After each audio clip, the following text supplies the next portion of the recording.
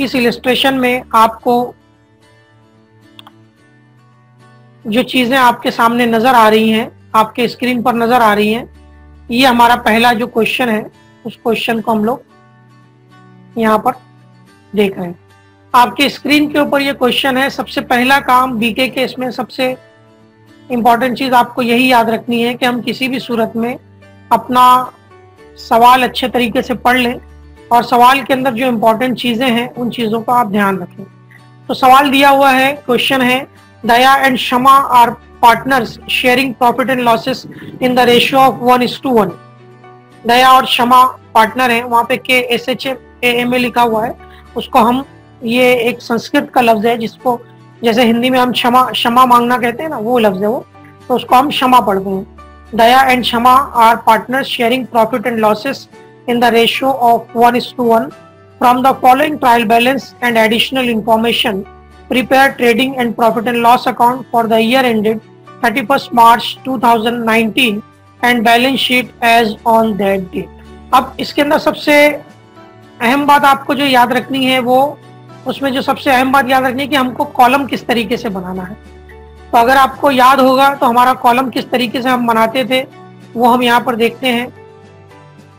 ये हमारा trading account है। ट्रेडिंग अकाउंट के डेबिट और क्रेडिट दो साइड हैं। ट्रेडिंग अकाउंट के ऊपर आमतौर पर लिखते हैं in the books of Daya and Shama, यानी जो पार्टनर्स हैं उनका नाम, trading account for the year ended 31st March 2019, particulars amount. हम लास्ट ईयर तक के स्टैंडर्ड 11th में ट्रेडिंग अकाउंट और प्रॉफिट एंड लॉस अकाउंट को एक ही सफ़े पर बनाते थे, एक ही पेज पर बनाते थे।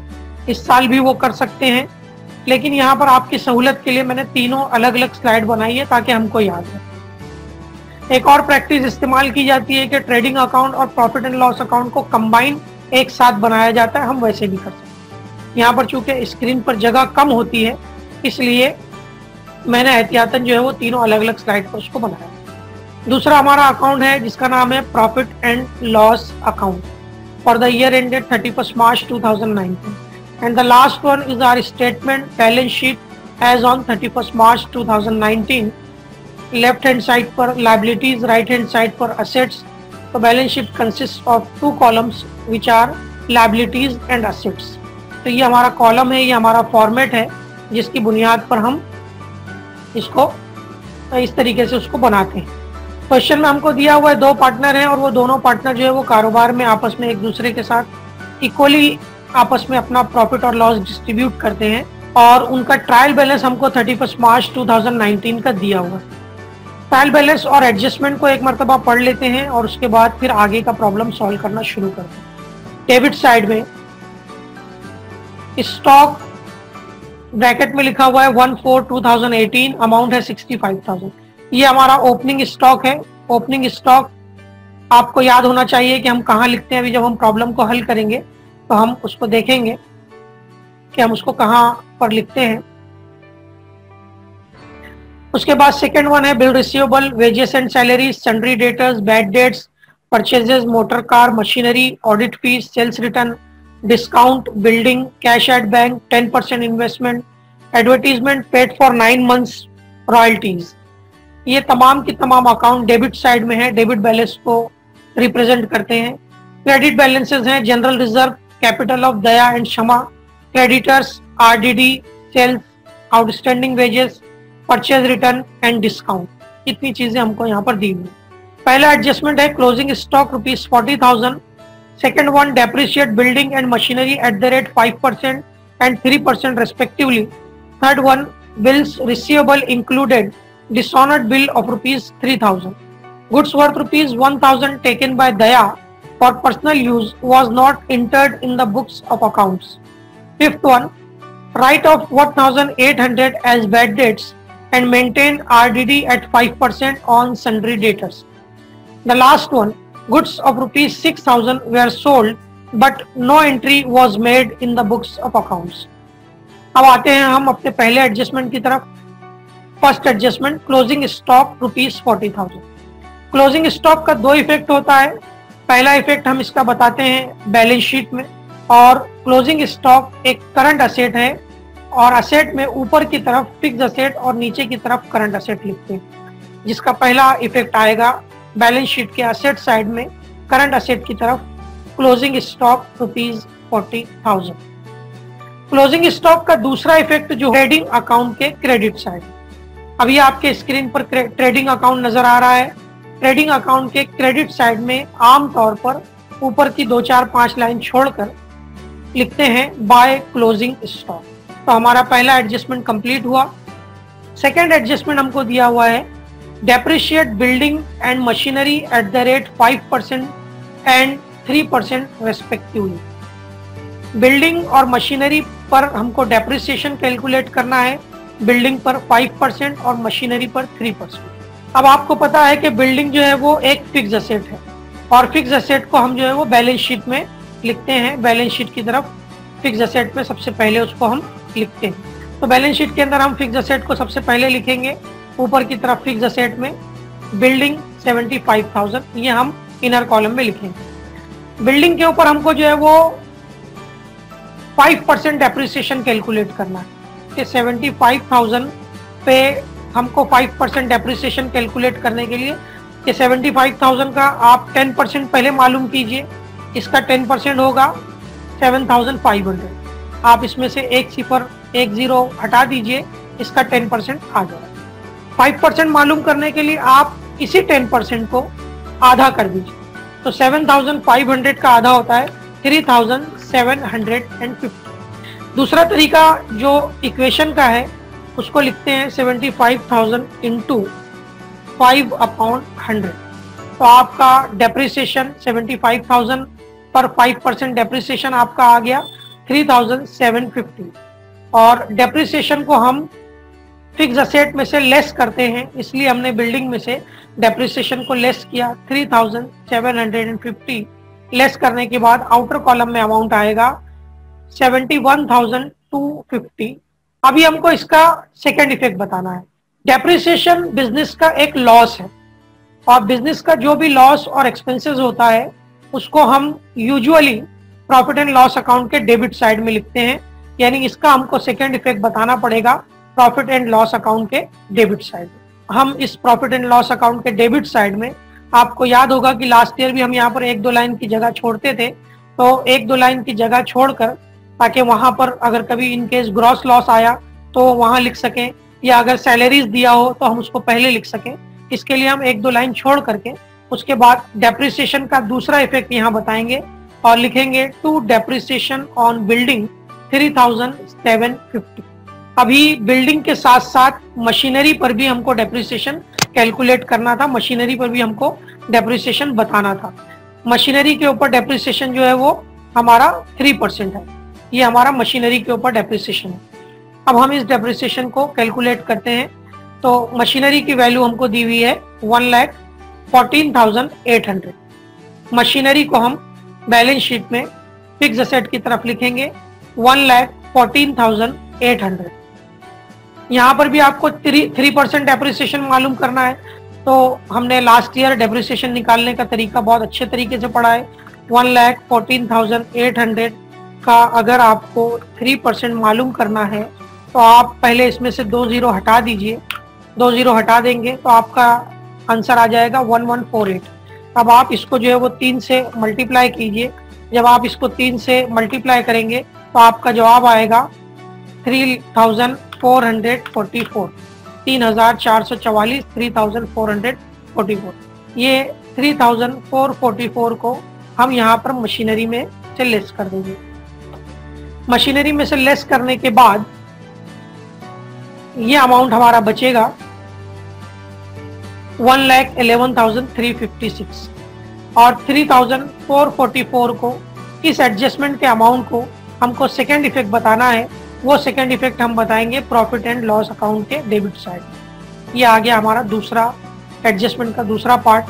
To depreciation on machinery 3,444। Adjustment दिया हुआ है bill receivable included dishonoured bill of ₹3,000। Bill receivable में इंक्लूड है, शामिल है एक बिल जो डिसऑनर हो गया 3,000, मतलब सन्ड्री डेटर से हमको बिल रिसीवेबल मिलता है और अगर वो डिसऑनर हो जाए तो इसका मतलब ये कि उसका पैसा हमको अब नहीं मिलने वाला। इफेक्ट जो है वो इन दोनों अकाउंट पर पड़ता है, बिल रिसीवेबल अकाउंट और सन्ड्री डेटर्स अकाउंट। और आपको पता होगा कि बिल रिसीवेबल भी एक करंट असेट है और सन्ड्री डेटर्स भी एक करंट असेट है। यानी इस एडजस्टमेंट का इफेक्ट जो होगा वो हमको जो है सिर्फ और सिर्फ बैलेंस शीट में बताना है। कोशिश ये करने का हमेशा कि पहले आप बिल रिसीवेबल को लिख लीजिए, क्योंकि बिल रिसीवेबल पर सिंगल एडजस्टमेंट होता है, जबकि सन्ड्री डेटर्स के ऊपर एक से ज्यादा मोर देन वन एडजस्टमेंट हो सकता है। और इस प्रॉब्लम में भी अगर आप देखेंगे तो सन्ड्री डेटर्स के ऊपर 3 एडजस्टमेंट दिया हुआ है। तो हम पहले बिल रिसीवेबल को लिख लेते हैं। अब बिल रिसीवेबल डिसऑनर हो गया, इसका मतलब ये होता है कि बिल रिसीवेबल की वैल्यू उतने से कम हो जाएगी। बिल रिसीवेबल का काम खत्म, ये एडजस्टमेंट कंप्लीट। सन्ड्री डेटर्स हमको दिया हुआ है 1,32,500 बैलेंस शीट में लिखने के बाद। अब ये जो बिल डिसऑनर हुआ था, इसी डिसऑनर बिल के अमाउंट को हम सन्ड्री डेटर्स में ऐड कर देंगे। तो सन्ड्री डेटर्स में ऐड करने के बाद ये टोटल हो गई 1,35,500। सन्ड्री डेटर्स के अमाउंट को इनर कॉलम में लिखा है, क्योंकि अभी इसके ऊपर और एडजस्टमेंट आना बाकी है। तो हमको ये बहुत ध्यान रखना है कि कौन से एडजस्टमेंट पर, कौन से अकाउंट के ऊपर कितना एडजस्टमेंट है, ताकि हम उसके मुताबिक उसकी जगह भी छोड़ सकें और उसको इनर कॉलम में, आउटर कॉलम में कहां पर लिखना है उसका भी हम ध्यान रख सकें। Goods worth ₹1,000 taken by Daya for personal use was not entered in the books of account। जब भी गुड्स से रिलेटेड कोई एडजस्टमेंट हो तो हम उसको कंपल्सरीली उसका एक इफेक्ट ट्रेडिंग अकाउंट में बताते हैं। पार्टनर गुड्स लेकर जा रहा है अपने पर्सनल यूज के लिए, इसलिए ये पार्टनर की ड्राइंग्स भी हैं। तो इस एडजस्टमेंट का मतलब ये हुआ कि इस एडजस्टमेंट का ताल्लुक ट्रेडिंग अकाउंट में आएगा, क्रेडिट साइड में, और साथ ही साथ बैलेंस शीट में हम पार्टनर्स के कैपिटल अकाउंट में से इसको लेस करेंगे। ट्रेडिंग अकाउंट के क्रेडिट साइड में आमतौर पर क्लोजिंग स्टॉक के ऊपर हम ट्रेडिंग अकाउंट के क्रेडिट साइड में हम इसको लिखेंगे, बाय गुड्स विड्रॉन बाय दया ₹1,000। दया ने 1,000 का गुड्स विड्रॉ किया। इसका दूसरा इफेक्ट होगा हमारे बैलेंस शीट में, हम बताएंगे इसको लायबिलिटी की तरफ। दया का कैपिटल अकाउंट हम पहले लिखेंगे।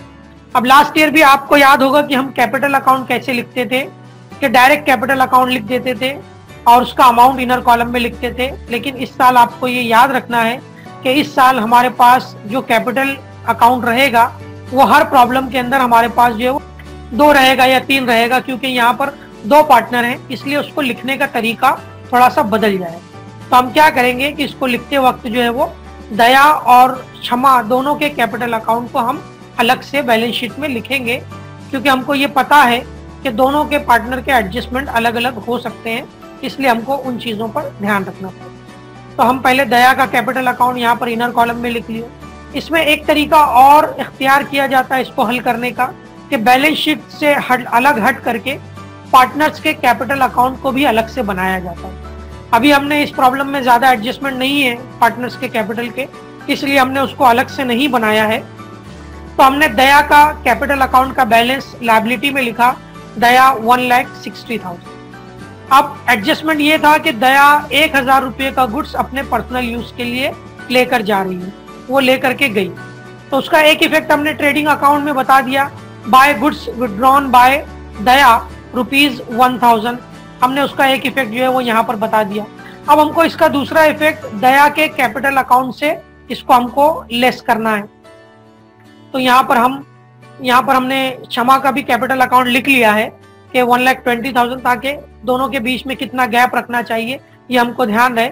और अब दया का एडजस्टमेंट हल करते हैं कि दया के कैपिटल अकाउंट के बैलेंस में से हम 1,000 माइनस करेंगे, 1,60,000 लेस 1,000, अमाउंट आएगा 1,59,000 इनर कॉलम में रहेगा, क्योंकि इसके ऊपर हमको अभी और भी एडजस्टमेंट हो सकता है।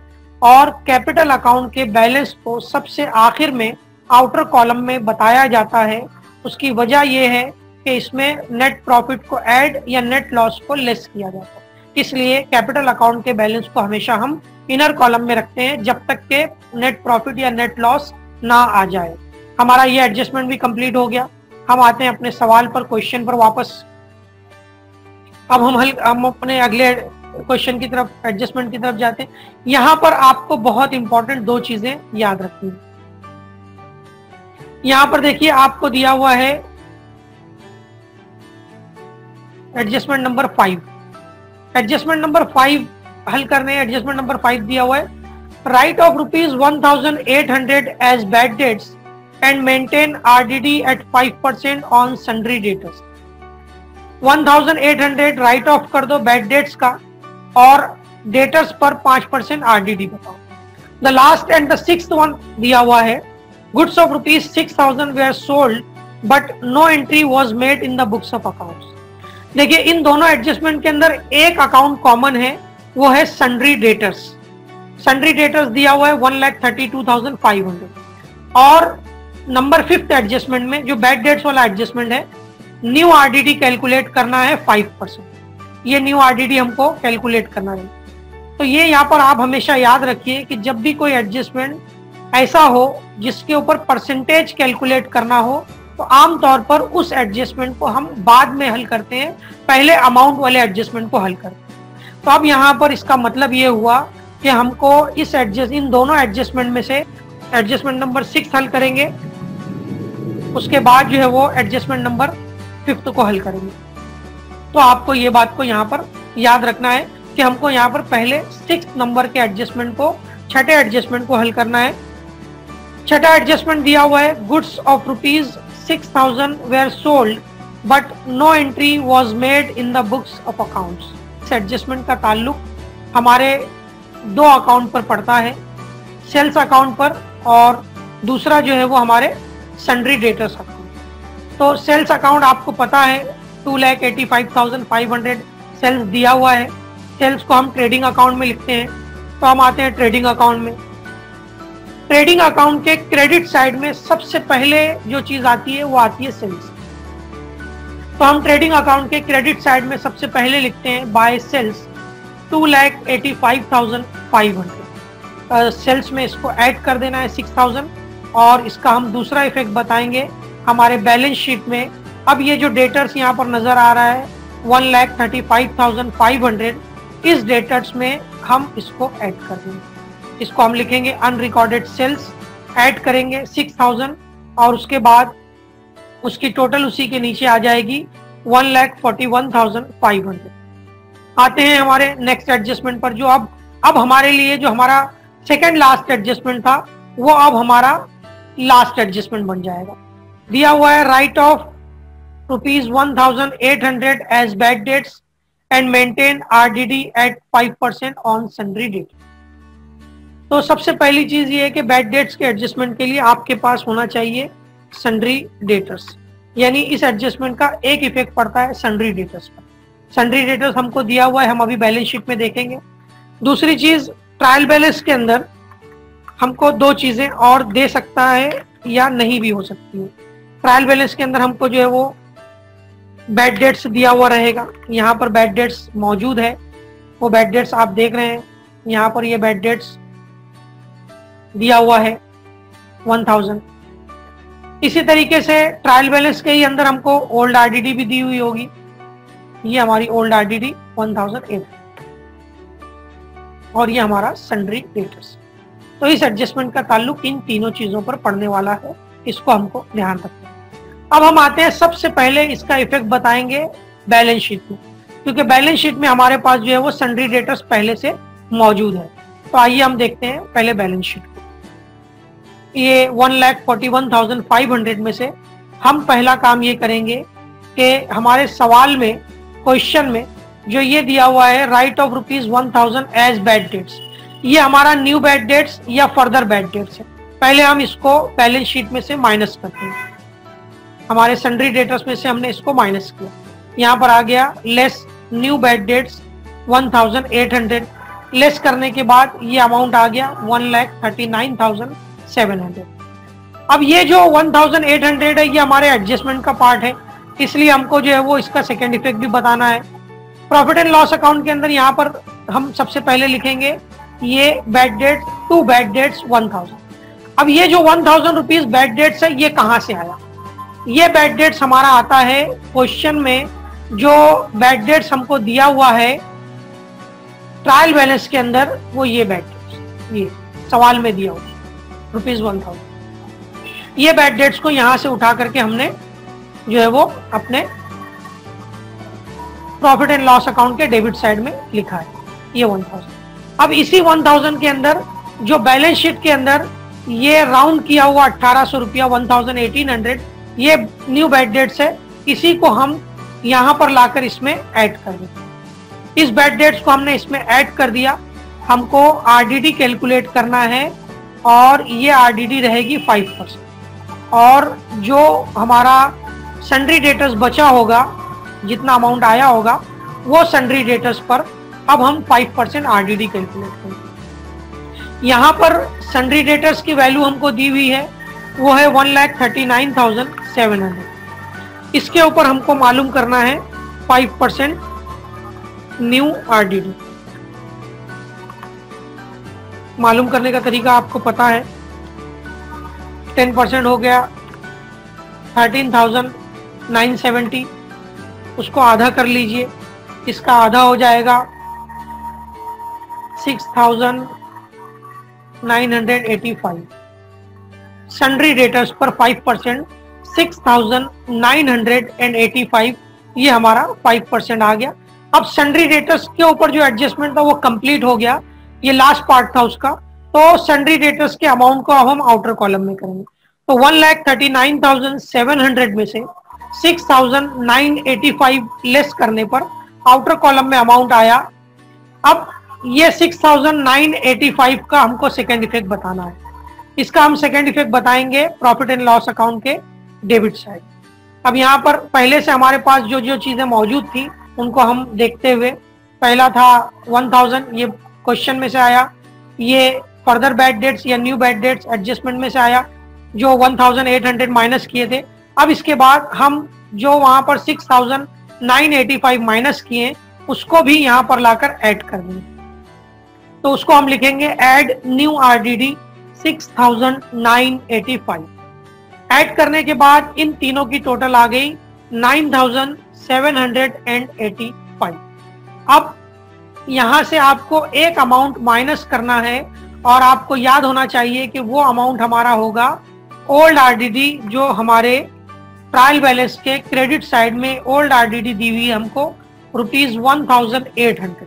ये ओल्ड आरडीडी को हम अब सबसे लास्ट में आकर के हमारे प्रॉफिट एंड लॉस अकाउंट में हमने ये जितनी चीजें लिखी थी उनमें से इसको माइनस कर देते हैं।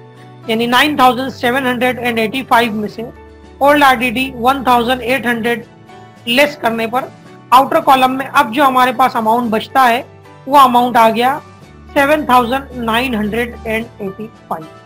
ये हमारे तमाम एडजस्टमेंट कंप्लीट हुए। हम वापस अपने क्वेश्चन पर आते हैं।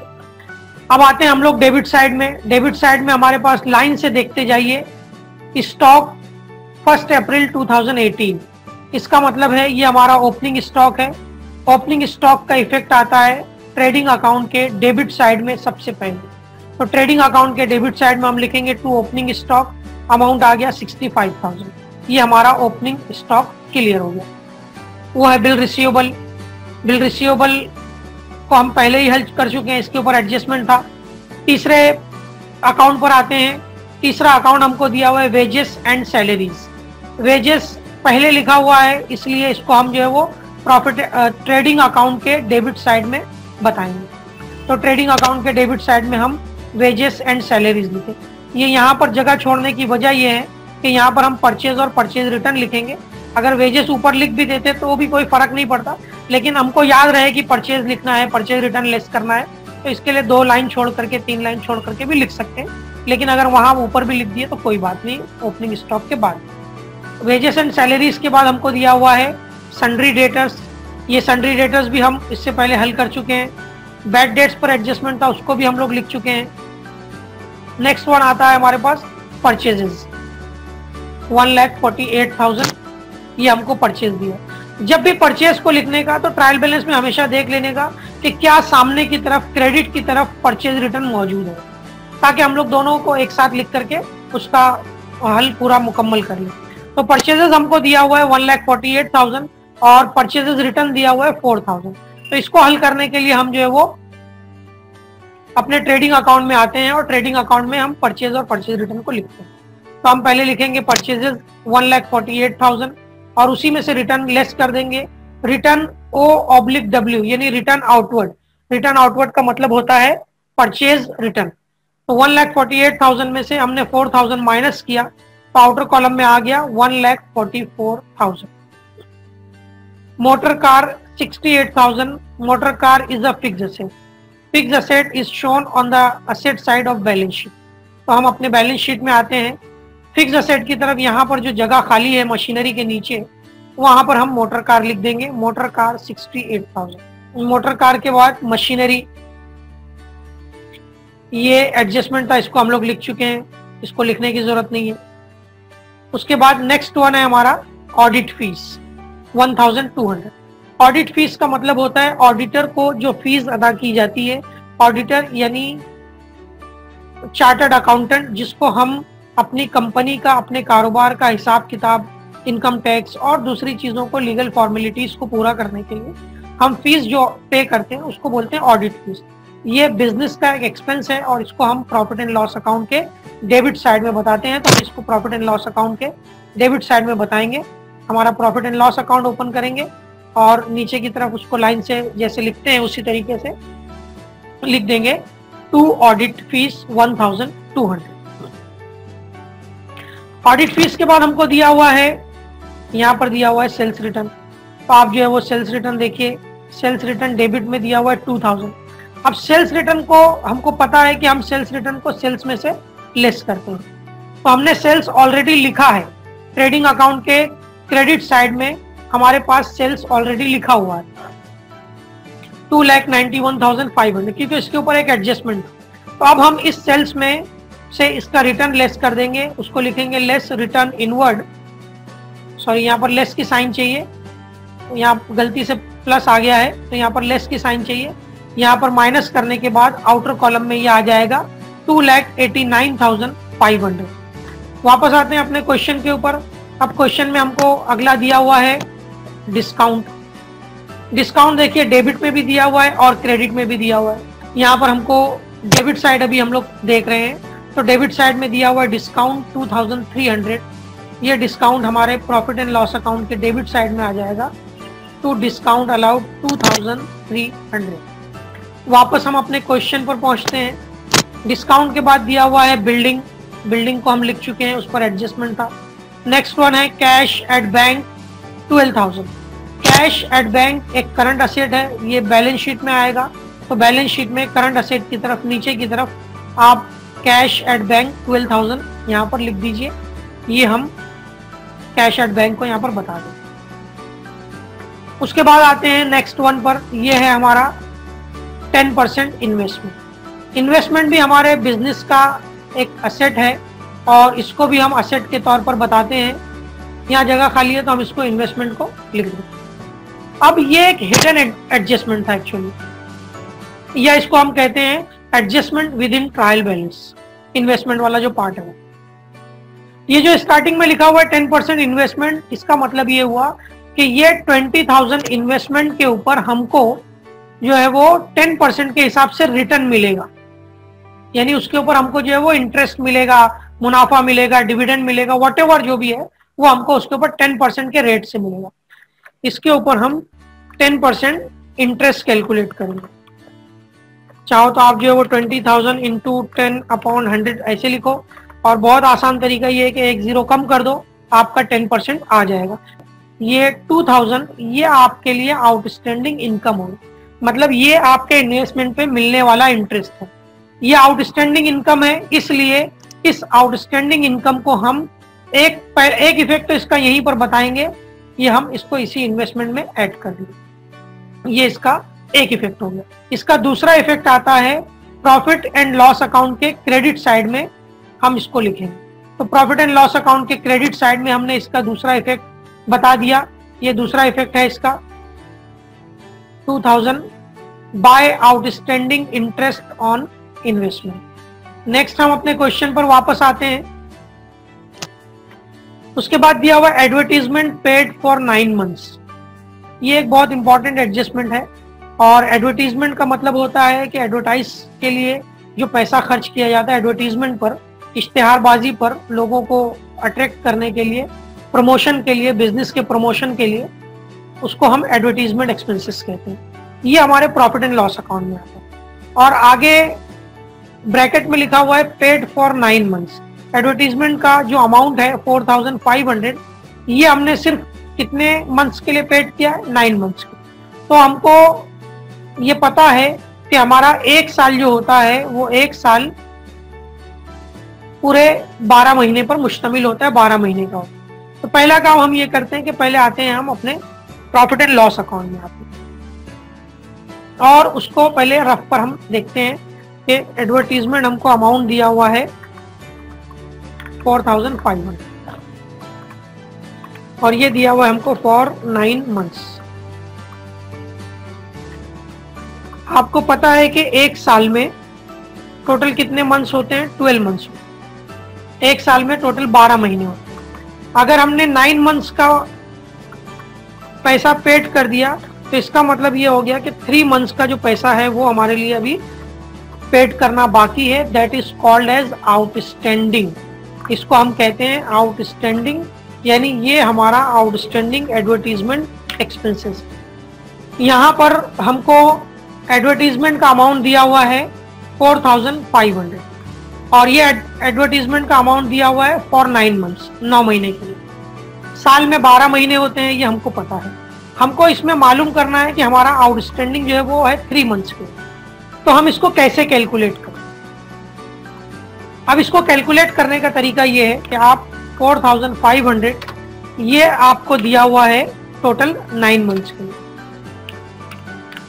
तो अगर आप इसको 9 से डिवाइड और 3 से मल्टीप्लाई करें तो आपको पता चल जाएगा 3 मंथ्स का आउटस्टैंडिंग अमाउंट कितना आएगा, यानी 4500 इंटू 3/9। तो अब आपको पता है कि आप जो ये 3 एका 3, 9 को डिवाइड करेंगे 3 से तो ये आ जाएगा 3 3 9। अब आपको इसी 3 को, जो ये 3 नीचे बचा, इस 3 से इसको आप तकसीम कर दीजिए। तो ये 3 एका 3 और 4500 को जब आप डिवाइड करेंगे 3 एका 3, 3 पंजे 15, बाकी का 2 जीरो आप उतार दीजिए। आपका आंसर आ जाएगा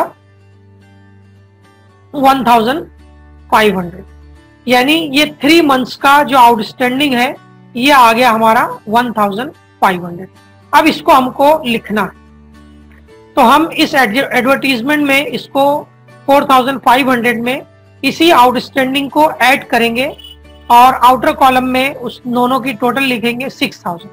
आउटस्टैंडिंग को ऐड करते हैं, और आउटस्टैंडिंग एक्सपेंसेस एक लायबिलिटी है, इसलिए इसका दूसरा इफेक्ट आएगा हमारी बैलेंस शीट में। बैलेंस शीट के लायबिलिटी की तरफ हम यहाँ पर लिखेंगे आउटस्टैंडिंग एडवर्टीजमेंट 1500। ये जो अमाउंट है, इस अमाउंट का सेकेंड इफेक्ट हम आउटस्टैंडिंग एडवर्टीजमेंट के तौर पर बताएंगे। तो ये एडजस्टमेंट को इस तरीके से हल किया जाता है। मैंने कोशिश की है कि यहाँ पर कंप्यूटर पर हल करके बताऊं, लेकिन आप इसको जो है वो अपने तौर पर भी हल करने की कोशिश कीजिए, हो जाएगा। अब आते हैं वापस से अपने क्वेश्चन के ऊपर, देखते हैं अगला पॉइंट क्या दिया हुआ है। आगे हमको दिया हुआ है रॉयल्टीज। रॉयल्टीज जो है वो बिजनेस का एक प्रोडक्टिव एक्सपेंडिचर है।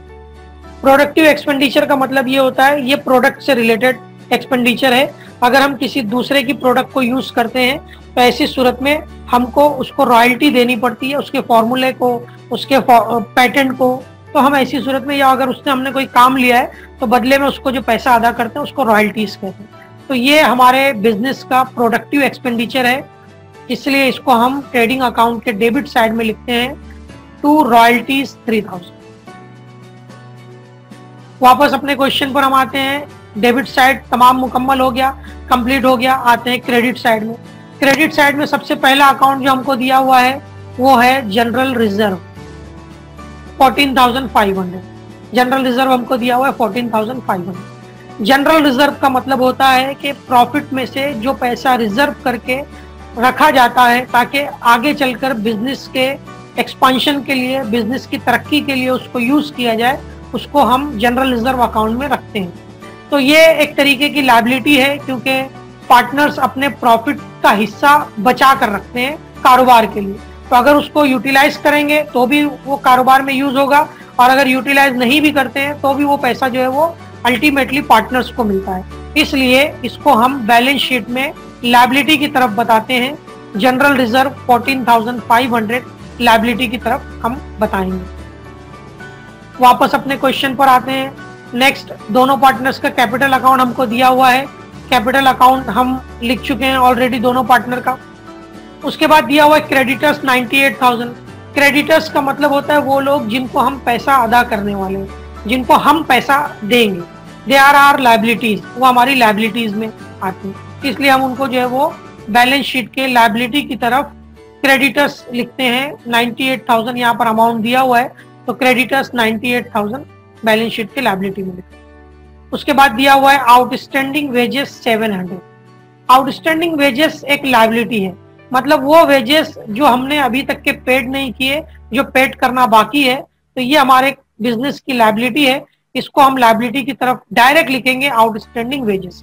याद रखिए, अगर ये एडजस्टमेंट में दिया रहता तो इसका दो इफेक्ट बताते, इसको वेजेस में ऐड करते और दूसरा इफेक्ट इसको लायबिलिटी में बताते। लेकिन चूंकि ये एडजस्टमेंट नहीं दिया हुआ है, इसलिए इसका सिंगल इफेक्ट आएगा और वो इफेक्ट बैलेंस शीट के लायबिलिटी की तरफ बताया जाएगा। परचेज रिटर्न, परचेज में से हम ऑलरेडी माइनस कर चुके हैं। लास्ट वन है हमारा डिस्काउंट। ये डिस्काउंट को हम प्रॉफिट एंड लॉस अकाउंट के क्रेडिट साइड में लिखेंगे बाय डिस्काउंट रिसीव 1,800। अब हमारा पूरा क्वेश्चन कंप्लीट हो गया, हमने तमाम क्वेश्चन कंप्लीट कर लिए। तो आते हैं हम लोग अपने सबसे पहले ट्रेडिंग अकाउंट पर। यहाँ पर ट्रेडिंग अकाउंट के क्रेडिट और डेबिट साइड में अमाउंट दिया हुआ है। पहले हम उसको देखते हुए ये अंदाजा लगा लेंगे कि कौन सी साइड ज्यादा हो सकती है। तो ऑब्वियसली यहाँ पर हमको जो है वो क्रेडिट साइड ही ज्यादा नजर आ रही है। और अगर आप क्रेडिट साइड के ये तीनों अमाउंट 2,89,500, 1,000 और 40,000 की टोटल करेंगे तो ये आएगा। क्रेडिट साइड की टोटल जब हम करते हैं तो क्रेडिट साइड की टोटल आई 3,30,500 और डेबिट साइड की टोटल आई थी 2,21,000। क्रेडिट साइड की टोटल को हमने क्रेडिट साइड और डेबिट साइड दोनों जगह लिख दिया। अब हम ये इसमें से माइनस करते हैं। जब हम इसमें से ये माइनस करेंगे तो यहाँ पर जो बैलेंस बचेगा उस बैलेंस को हम बोलते हैं ग्रॉस प्रॉफिट। ये बैलेंस आएगा 1,09,500। आप माइनस करके देख सकते हैं 500, फिर 10 में से 1 गया 9, 2 में से 2 गया 0, 3 में से 2 गया 1, तो आंसर आएगा 1,09,500। This is our gross profit. Gross profit को हम अपने ट्रेडिंग अकाउंट के टोटल डेबिट साइड की टोटल के ऊपर की तरफ लिखते हैं। To gross profit carried down 1,09,500। Carried down का मतलब हुआ कि इस ग्रॉस प्रॉफिट को हम कैरी फॉरवर्ड करेंगे अपने अगले अकाउंट में, जो अकाउंट है हमारा profit and loss account. Sorry, profit and loss account के अंदर हमने उसको कैरी फॉरवर्ड कर दिया, वो आ गया यहाँ पर हमारे सामने मौजूद। अब उसके बाद जैसे हमने अपना ट्रेडिंग अकाउंट क्लोज किया था उसी तरीके से हम अपना प्रॉफिट एंड लॉस अकाउंट भी क्लोज करेंगे। तो इसको भी क्लोज करने के लिए रफ पर आप देख लीजिए कि आपकी क्रेडिट साइड की टोटल देख लीजिए कितनी कितनी आ रही है। 1,09,500, फिर उसके बाद जो है ये 2,000, फिर 1,800, तो ये सब की टोटल हो गई आपकी 1,13,300। डेबिट साइड की टोटल में जितनी भी चीजें दी हुई हैं आप उनको अपने तौर पर लिख करके आप इसकी टोटल करेंगे तो ये आएगा।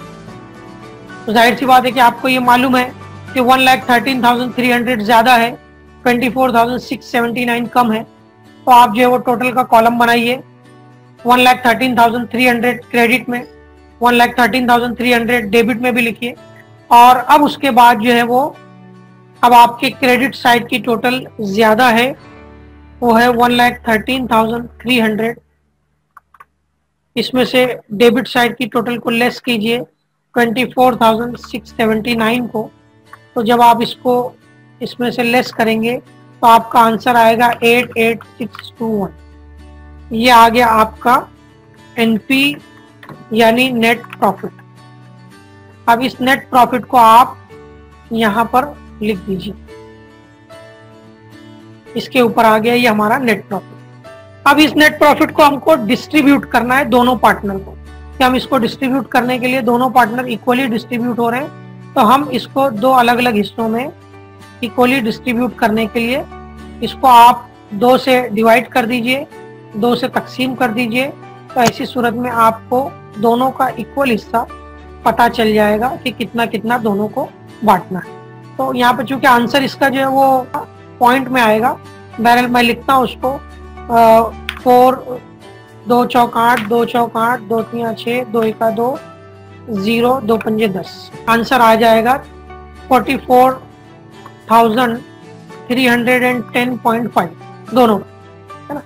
अब इसको चूंकि हम पॉइंट में नहीं लिखते हैं, इसके लिए क्या करेंगे कि एक पार्टनर को एक 8 आना ज्यादा दे देंगे, 50 पैसे ज्यादा दे देंगे। तो एक पार्टनर का अमाउंट लिखने का 44,311, 40 दूसरे को लिखने का, तो ऑटोमेटिकली है। ये तरीका है उसको लिखने का कि 88,621 को इक्वली डिस्ट्रीब्यूट करने पर आंसर जो है वो हमारा पॉइंट में आता है। इसलिए हम एक पार्टनर को 50 पैसा ज्यादा देते हुए उसको कंप्लीट नंबर, होल नंबर लिखेंगे, यानी 44,311, 44,310। अब उसको लिखना कैसे, उसको लिखने का तरीका देखिए यहाँ पर दिया हुआ है। लास्ट ईयर भी हमने ये लिखा था टू नेट प्रॉफिट, आगे लिखते थे ट्रांसफर टू कैपिटल अकाउंट। अब यहाँ पर चूंकि हमने दो अलग अलग पार्टनर हैं, इसलिए दोनों पार्टनर के कैपिटल अकाउंट में ट्रांसफर करने के लिए दोनों का जितना प्रॉफिट है उसको हम लिखेंगे कि दोनों पार्टनर को कितना कितना प्रॉफिट यहाँ पर मिलने वाला है। तो एक पार्टनर जो पहली पार्टनर है दया, उसको आपने थोड़ा सा 8 आना ज्यादा लिखा है 44,311, और क्षमा जो है वो दूसरी पार्टनर है, उसको 8 आना कम 44,310। इस तरीके से पार्टनर्स को हम प्रॉफिट डिस्ट्रीब्यूट करते हैं। अब ये जो प्रॉफिट हमने डिस्ट्रीब्यूट किया, इसका दूसरा इफेक्ट भी हमको बताना है, यानी इसको हमको कैरी फॉरवर्ड करना है पार्टनर्स के कैपिटल अकाउंट। तो हमारे बैलेंस शीट के अंदर हमारे पार्टनर्स का कैपिटल अकाउंट दिया हुआ है। दया का कैपिटल अभी 1,59,000 है, क्षमा का कैपिटल 1,20,000। दया के कैपिटल में दया का नेट प्रॉफिट ऐड कीजिए 44,311।